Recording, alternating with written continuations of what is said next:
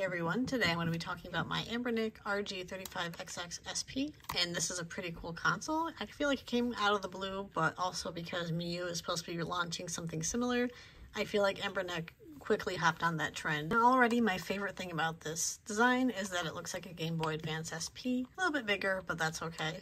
It's this nice 3.5-inch IPS screen, and now even though it's still a Linux-based OS, it's got this new design to it, which I find really cool. It's a lot easier to navigate. I feel like for newer people, it'd be kind of confusing whether to choose the game room or the RA game, but obviously they're both different versions of the emulators that are installed on this device. Some other things I like about it is that it does have that HDMI out port, so if I wanted to plug it into a TV or monitor, I could do that. And we have the USB-C charging port on the top, so that way if you want to plug it in while you're still playing, you can do that, and the wire shouldn't get in the way, unlike sometimes other devices like the Switch where it's on the bottom and it can get in the way when charging. I have 2 micro SD card slots, and so if I wanted to expand my storage, I could do that as well. When it came to the colors, I could not decide between either the silver one or the blue one. I was like this close to getting the blue, but ended up going with silver, and I'm really happy with the color. I really love the color. I really wish someday soon Anbernic will come out with some more girly colors. I noticed the RG Cube has that nice purple, like the radiant purple I think it's called. Really would love to see more of those type of colors with these devices. For now, I'll be happy with my silver. I've also charged it a few times already, and I have not had the expanding battery issue. I've seen some people online complain about that, but I personally have not had that issue. I don't know if it's because people are using fast chargers on their console. Like for example, if you're using a fast charger from like Samsung that has the double USB-C cable, from what I understand, these are way too new and too fast for Anbernic devices, so it could cause the battery to expand, and obviously we don't want that, so be sure to use the cable that comes with the device. Overall, I find the whole UI easy to navigate. It's not really that much different from other Anbernic devices, but it is nice to have. I do usually add a lot of things to my favorites list as well. Now, obviously, for me personally, I mostly use this just to play Game Boy games. I haven't had any issues with like screen tearing or anything like that.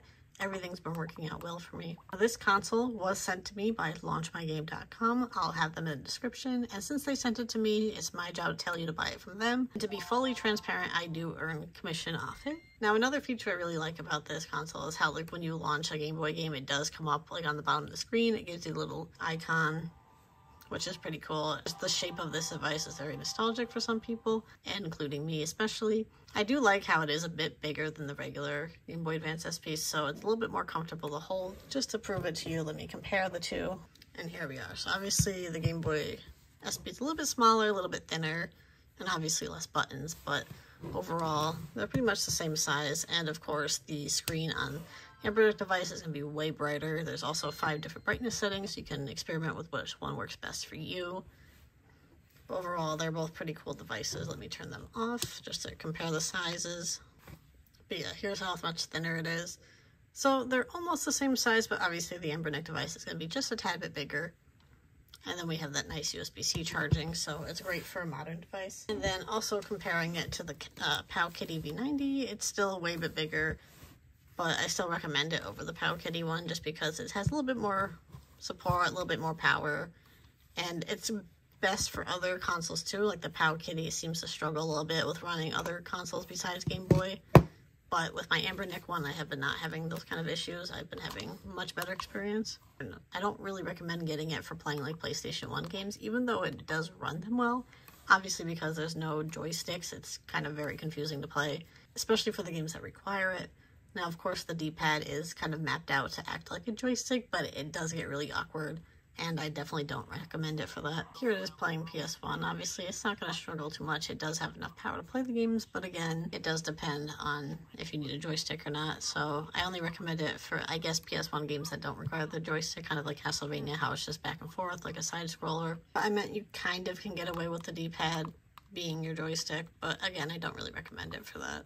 I don't want to make this video too long. I just want to say this console will definitely be best if you want to play Game Boy games and maybe a little bit of PSP and things like that. And other systems that don't require joysticks, but anything that does require the joystick, I definitely don't recommend it for that.